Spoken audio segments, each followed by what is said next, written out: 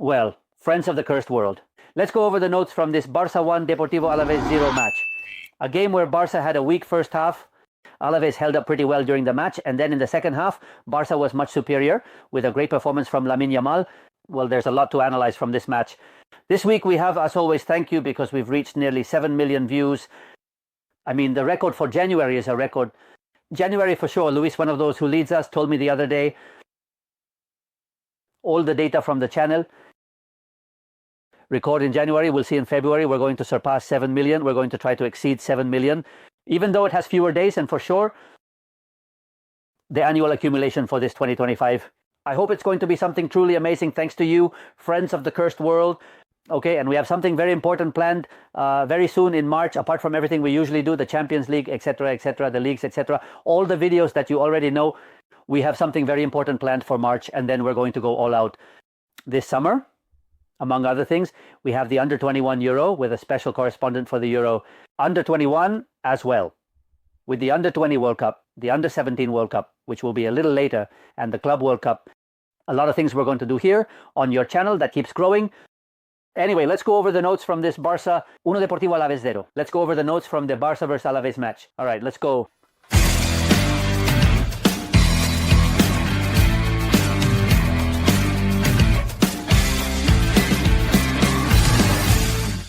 All right, let's go, friends of the world. Maldini, Barça 1, Deportivo Alaves 0. Let's talk about Barça. Let's start with Szczesny. I want your opinion, as always, in the comments. Let's start with Szczesny.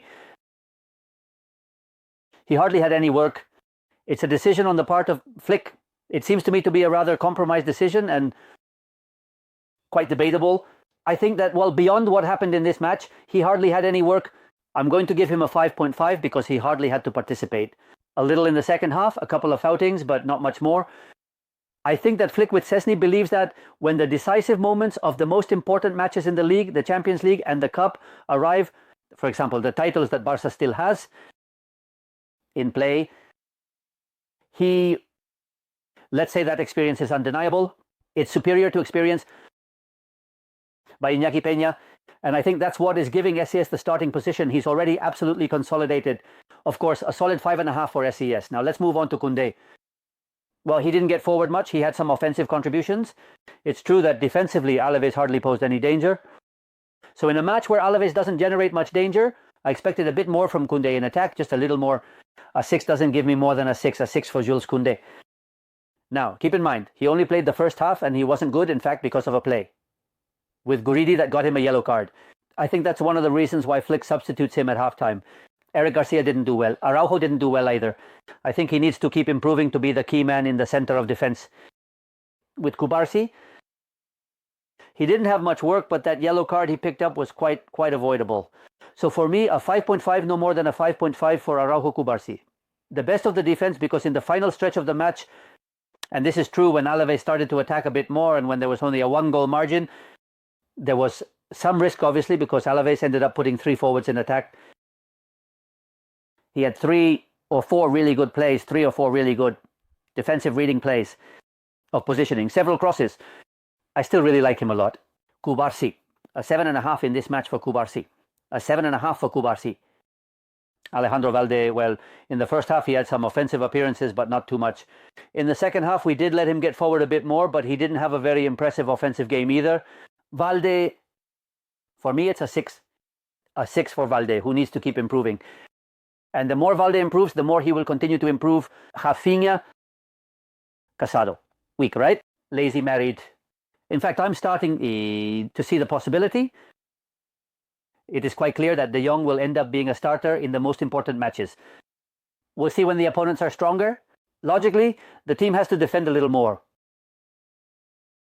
If Casado comes in front of De Jong, because De Jong is improving and Casado, he's been playing quite a bit worse for several matches now, and that's despite having a great season up until now. For me, this match is a fail. Honestly, I didn't see him doing well at all, a 4.5 for Casado, and I completely understand that I've seen Casado in many matches. He has been very flattering because I think he's at a very high level, but he's had 3 worse matches, and not in this one. I liked him, 4.5 for Casado, and I say that I understand the change made by Flick. Because Barça improved a lot with Frenkie de Jong. Pedri, a very good game from Pedri. Going from less to more, like the whole team Logically, in the second half, he started to participate a lot more, celebrating Pedri's renewal. And in the end, I think that's great. That he is a key man in that double pivot. I mean, they found the exact position for Pedri, and she's definitely going to be a key player. Good game from Pedri. He was involved in the play for the goal. Also, a 7.5 for Pedri, 7.5 for the Canarian Gabi. Logically, I'm not going to rate him because Gabi hardly played at all. I don't know if it was at 8 minutes, even before when he had to come off due to that blow to the head with the ski. So nothing. Gabi goes unscored, obviously. Let's hope he recovers quickly, and maybe he can play in the match against Valde in the Cup next Thursday, of which, of course, you will have a video. Of course,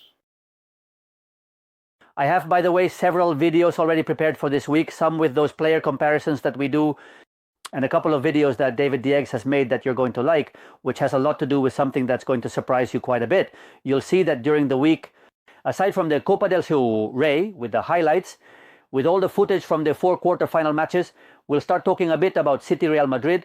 When the week is coming to an end, the league will be back again, and we're also going to have the final stage of the South American U20 Championship is starting now. The highlights, you're going to have them this week. Also, of course, it's spectacular. Well, Rafinha, he didn't have a brilliant game, not at all. Very few attacking plays. He participated. Very little in the offensive game. A mediocre game. Mediocre, honestly, quite mediocre from Rafinha. Maybe Barca didn't need more.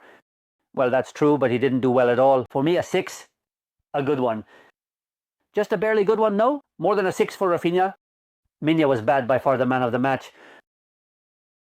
He left throughout the match flashes, fantastic details that play Maradonian or Messianic, however you want to call it, in the midfield where he goes past 6 or 7 players. Then, in the end, it's true that the play doesn't end in danger because in the end, it doesn't end up generating danger. But it was spectacular how he was piling up and leaving players behind. He's a player who right now has no ceiling. At his age, he has no ceiling. It's impressive. He provides the assist for the goal to Lewandowski, a fantastic match. From Lamine Yamal, I'm going to put it badly. It doesn't give me a 10. Honestly, it doesn't give me a 10. I'm going to give him a 9. A 9 for Rafinha. A 9 for Rafinha was between 9 and 9.5, but he didn't score either. He had a fantastic game, but he doesn't score either. He has moments where he appears less. A 9, an outstanding. As for Lamine Yamal, he's had better matches, and he's definitely going to have better ones too, with the career he has ahead of him. Robert Lewandowski, who scores the goal, practically doesn't show up in the first half. In the second half, he has a header that goes wide. It starts to move quite a bit. Better. When Barca moves the ball faster, they move the opponent, logically, and that gives them more options. Robert Lewandowski, and he scores the winning goal, the only goal of the match, as they would say in Italy, the only goal in a 1-0. So an 8 for the Robert Lewandowski. It doesn't give me an excellent score either, but I'll give an 8 to Robert Lewandowski. And let's move on to the substitutes. Fermin, I liked Fermin. He came in right at the start because of Gabi's injury. He was better in the second half than in the first, but I liked him a lot. Fermin's match going on the attack, participating a lot in the offense. So a 7 for Fermin, a 7 for Fermin. Frenkie de Jong, for me, another 7 because when he comes in, Barca improves. It really does improve because Barca needs to get better. We're now in the second half. It's 0-0. Barca starts pushing Alaves back more because Alaves is getting more worn out, and that benefits Frenkie de Jong. This is what I always said. Ascar Gorta zebras are white with black stripes or black with white stripes.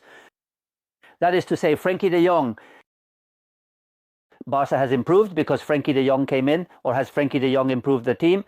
Because Barca really needed to attack. They were moving the ball faster and the opponent was more worn out. Well, a little bit, one thing and another.